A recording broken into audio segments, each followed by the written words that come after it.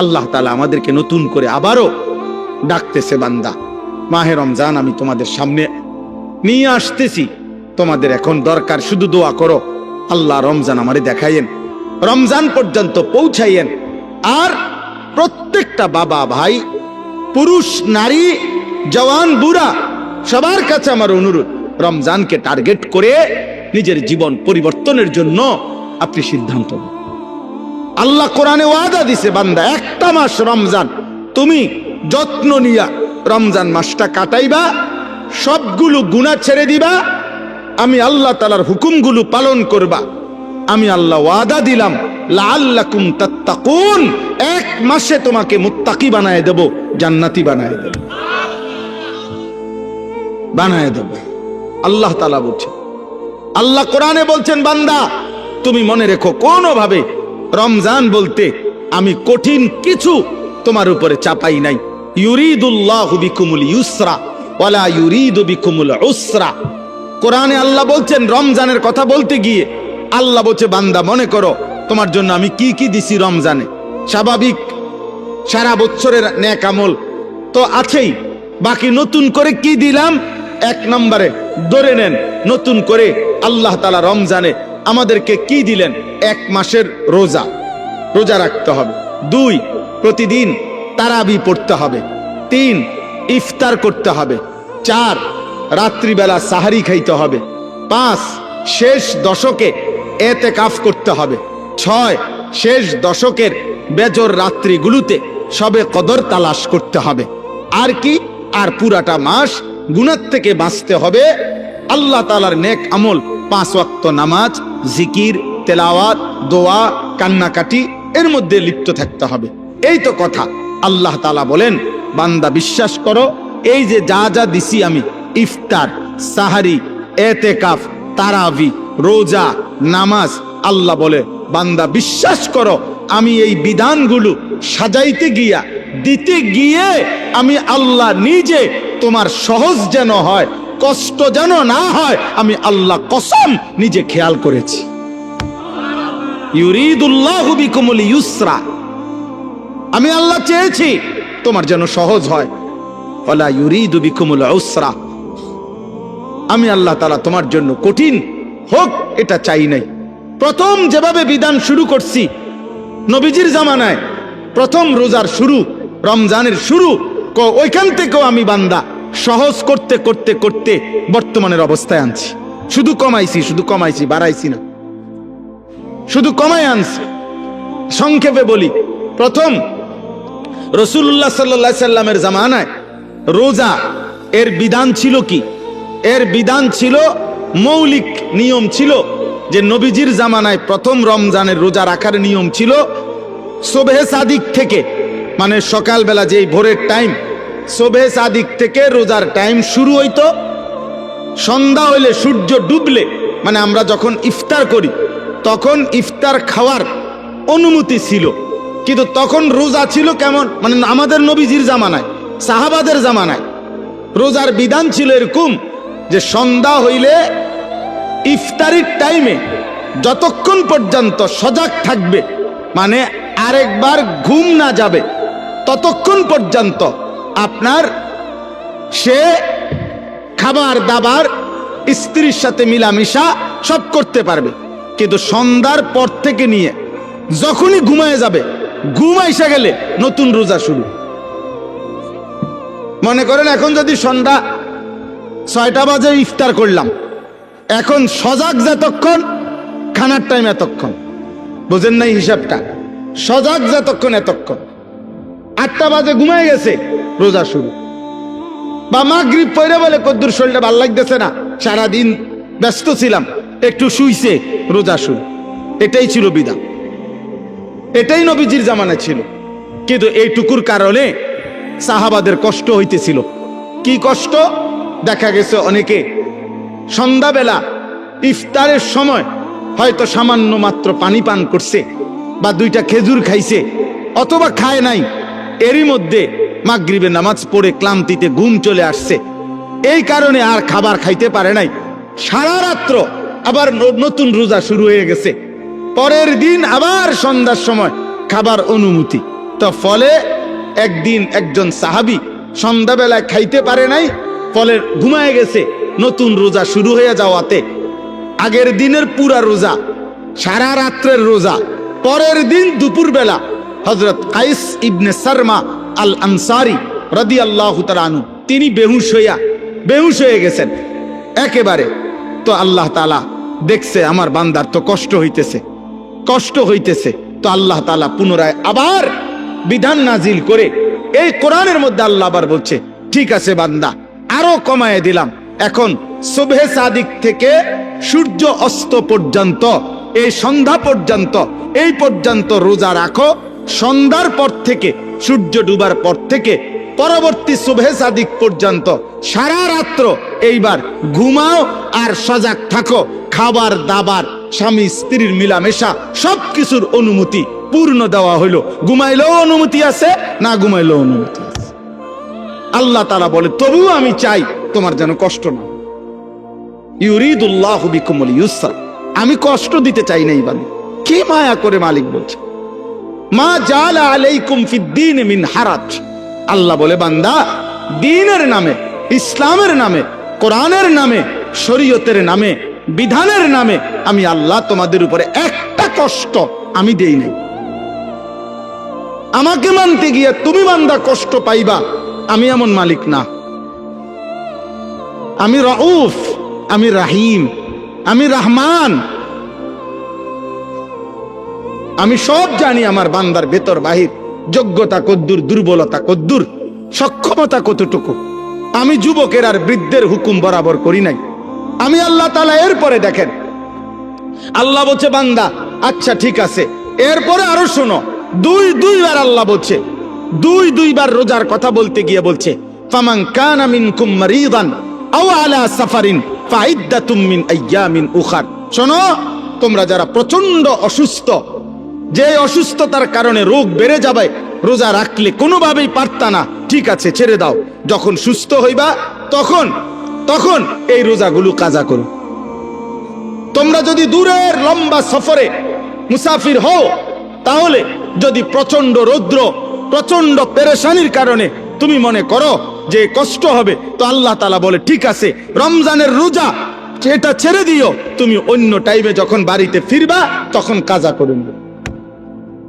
আমি চেয়েছি তোমার সহজ, আমি চেয়েছি তোমার সহজ, আমি বান্দা চেয়েছি তোমার সহজ। আল্লাহর নবী সাল্লাল্লাহু আলাইহি সাল্লাম বলছে, উম্মত ইফতার তাড়াতাড়ি করে কইরো। আল্লাহর নবী বলছে, উম্মত সেহরি দেরি করে খাইও, মানে কষ্ট যাতে না হয়। ইফতার করো তাড়াতাড়ি, যাতে সময় হইছে সাথে সাথে ইফতার করো, এর মধ্যেই বরকত। সাহারি দেরি করো, যেন লাস্ট টাইমে নিয়ে খাও, কোনো অসুবিধা নাই, যাতে করে তোমার কষ্টের মাত্রাটা কম হয়। মানে সব মিলাইয়া রব্বুল আলামিন চেয়েছেন আমার বান্দার যেন আরাম হয়, কষ্ট না হয়। ইউরিদুল্লাহু বিকুমুল ইউসরা ওয়ালা ইউরিদু বিকুমুল উসরা। একদিকে তো সহজ করার জন্য এত ব্যবস্থাপনা করেছেন, আবার আরেক দিকে নেকি।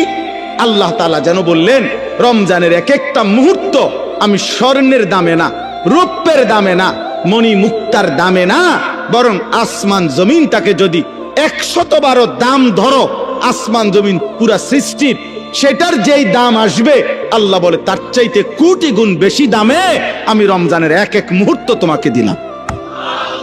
চাও সেকেন্ড কোটি কোটি গুণ দামি বানাই দিলাম।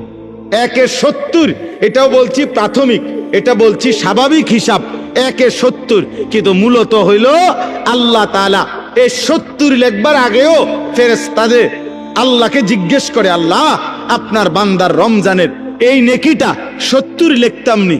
আল্লাহ বান্দার দিকে তাকাইয়া যখন দেখে গুনাহ থেকে মুক্ত, আল্লাহর জিকিরে তার জিহ্বা ভিজা, আল্লাহর মহব্বত তার কলিজার মধ্যে, সুন্নাত মোতাবেক তার জীবন, আল্লাহ তখন বলে, না 70 না, 700 লেখো, 700, 7,000 লেখো, 70,000 লেখো, 7 লক্ষ লেখো, 70 লক্ষ লেখো, 7 কোটি লেখো, 70 কোটি লেখো, 70,000 কোটি লেখো।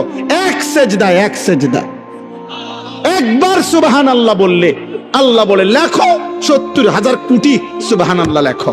কোন বেলায় আল্লাহ মহব্বতের জোশে আল্লাহ তার মায়ায় আল্লাহ বলে ফেরেশতা তুমি লিখো না আকতুবু, আমি আল্লাহ নিজেই লিখবো। এই নেকি তুমি দিয়া পারতা না, আমি দেবো আমার বান্দার নেকি। বলেন বাপ, বলেন।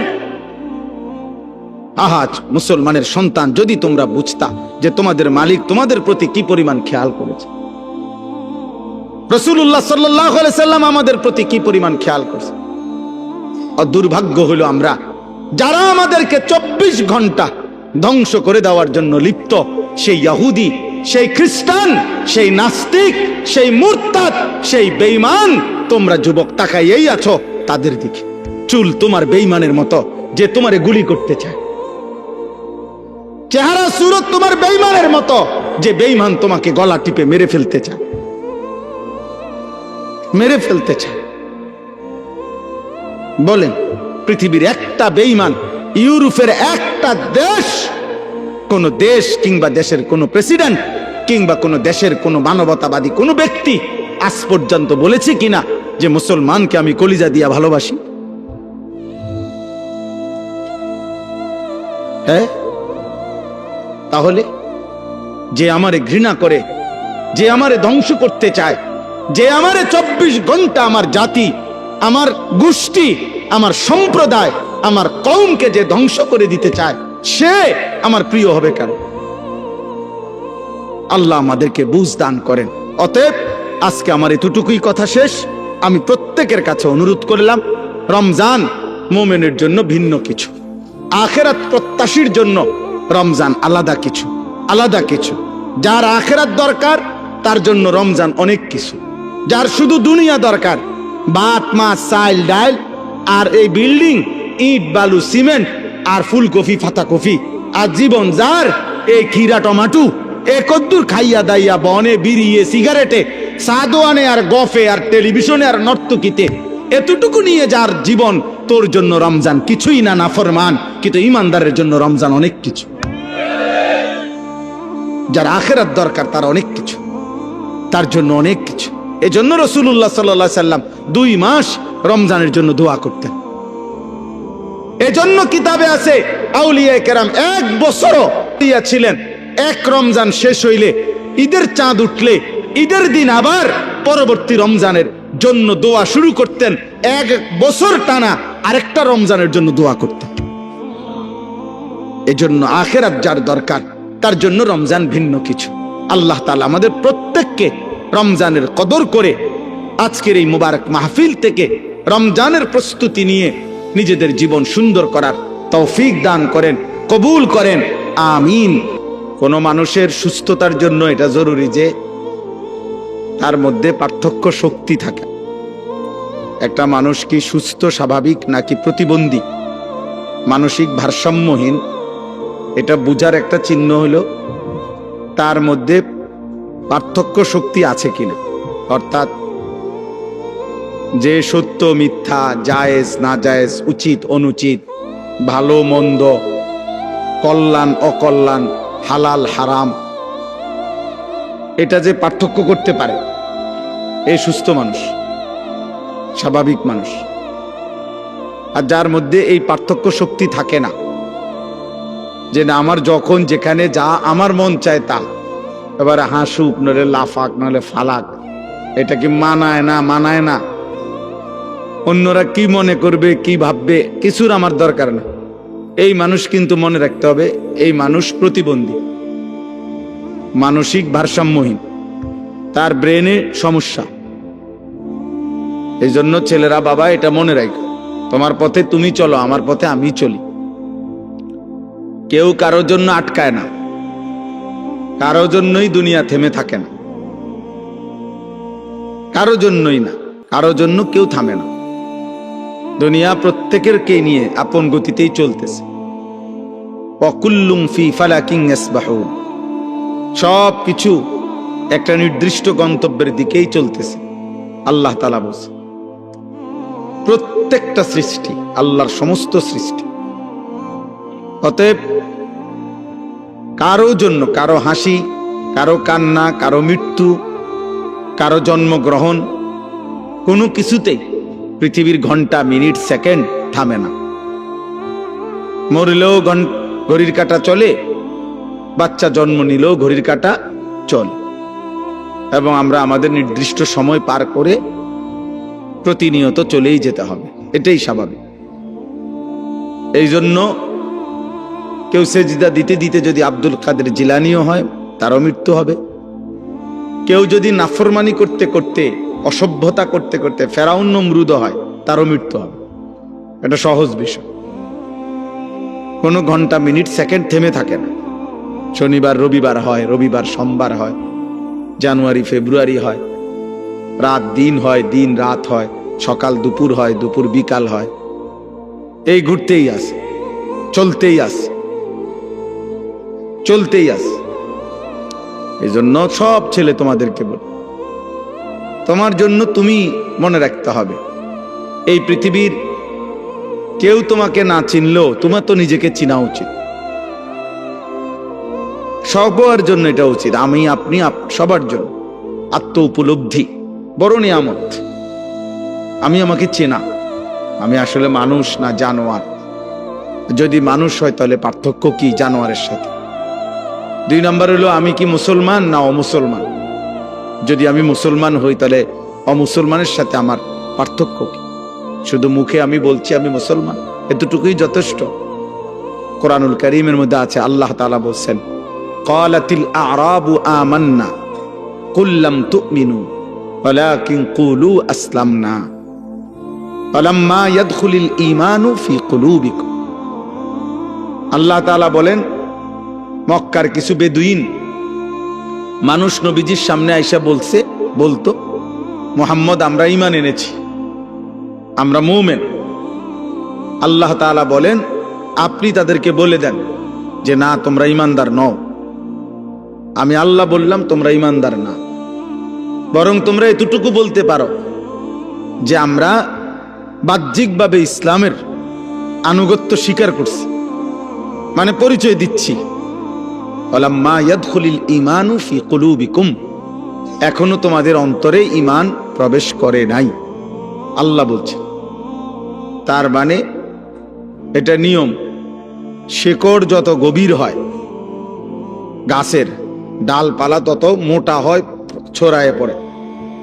যে গাছের শিকড় যত দুর্বল, ওই গাছের উচ্চতা এবং চারিদিকে ছড়িয়ে পড়া ডালপালা তত দুর্বল।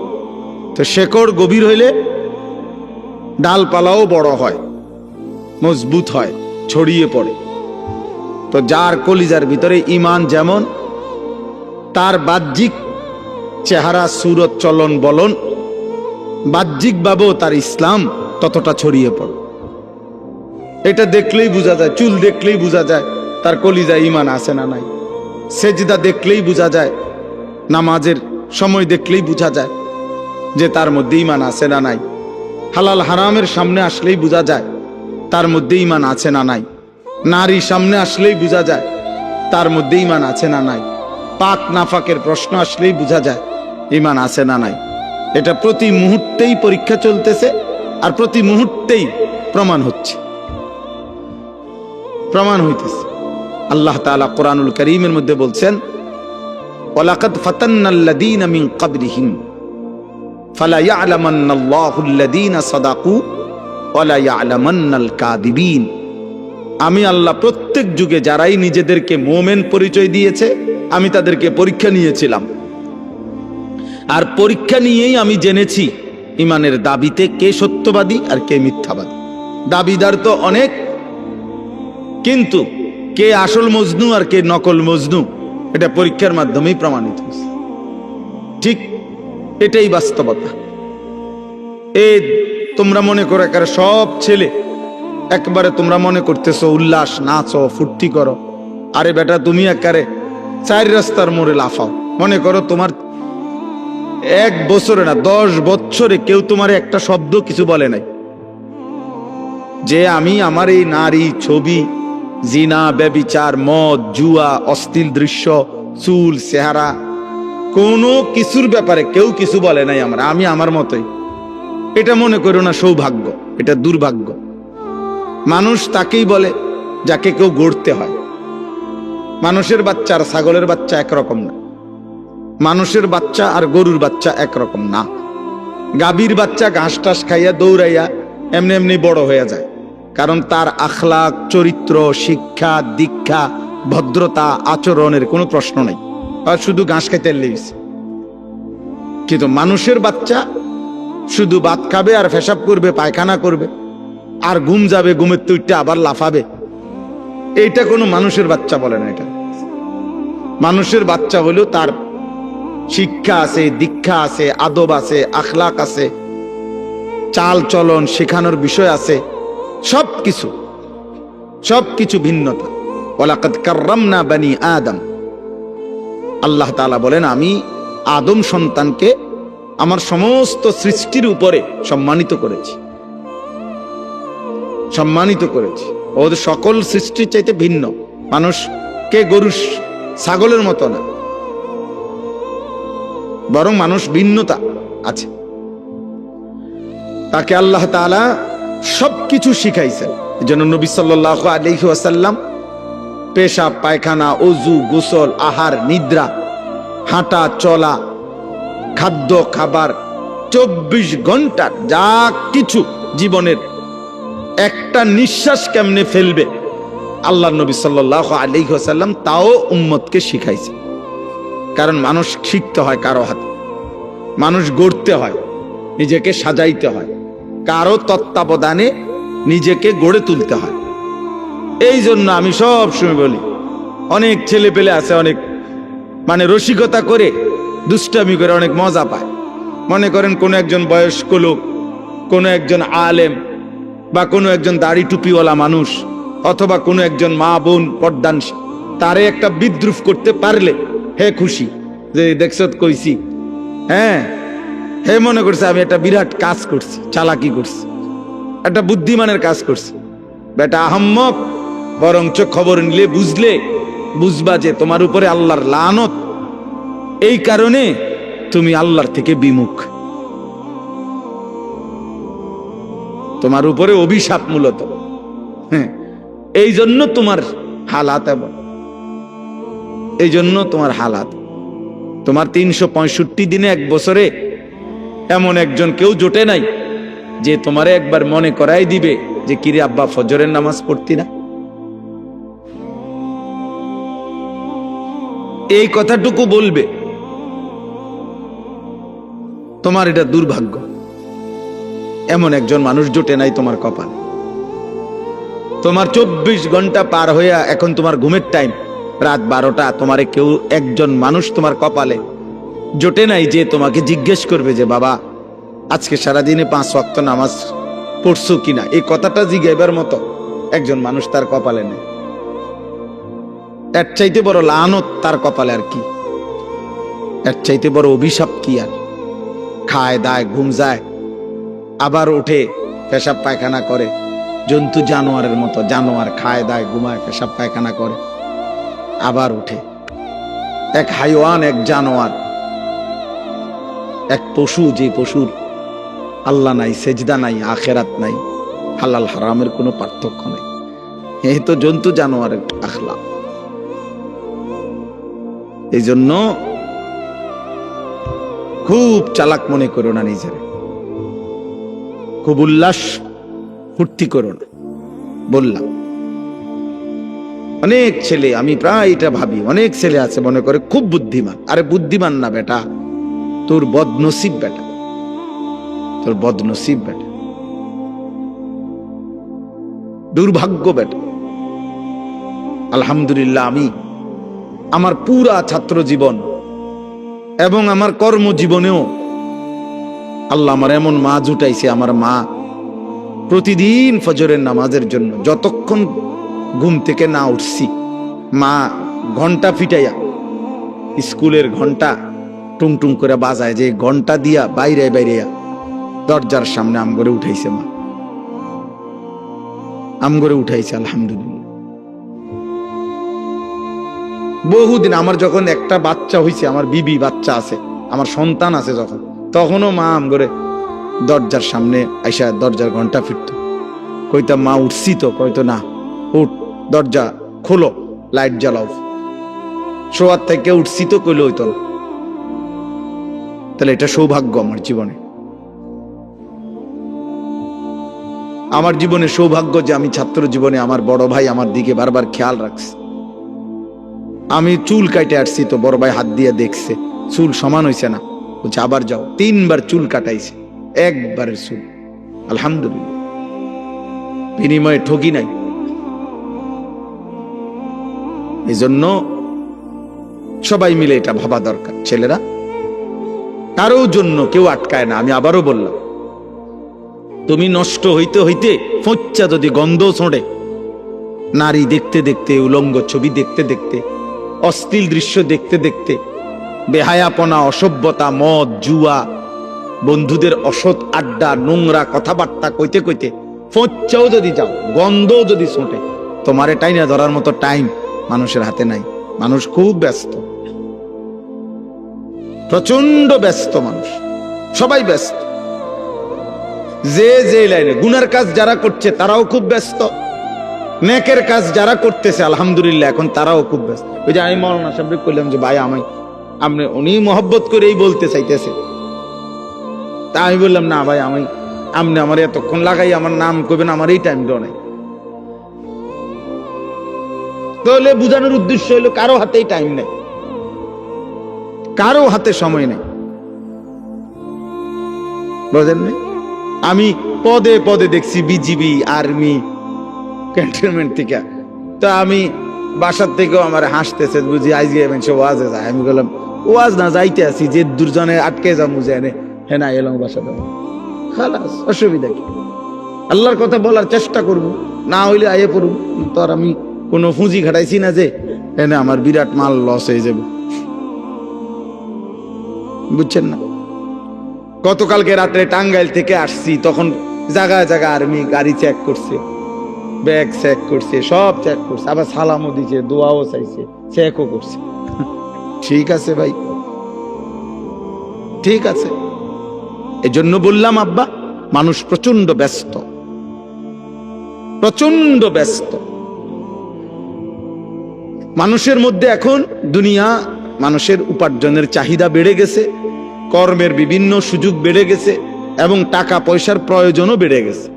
আমি প্রায় বলি, আগে এক বাড়ির মানুষ ছিল 20 জন, টয়লেট বাড়ির ওই কোণাত একটা দিয়ে সাজতো, বেড সবাই। অহন 6 রুম, 6টাই বাথরুম। হ্যাঁ, অ্যাটাচড বাথরুম না? তাহলে এখন এই বেচারার 6টা বাথরুমের 4টা বাথরুম যদি করতে হয় তার বিল্ডিংটার ভিতরে, তাহলে কি পরিমাণ স্যানিটারি মালামাল দরকার, তাহলে অনেক টাকা দরকার। অর্থাৎ যেখানে একটা ঘরের চাহিদা 5 লাখ টাকায় পূরণ হইতো কথার কথা, সেটা এখন 20 লাখ টাকায় পূরণ হয় না। তাহলে মানুষের এই 15 লাখ টাকার যে ঘাটতি, কমতি, এটা উপার্জনের জন্য তাকে আরো ব্যস্ত, বেশি পরিশ্রম করতে হচ্ছে। হালাল হারাম তো পরে, মানে মেহনত করতেছে সবাই, টাকা দরকার আরো। দুনিয়া স্বাভাবিক চলতে হইলে আরো দরকার, আরো দরকার।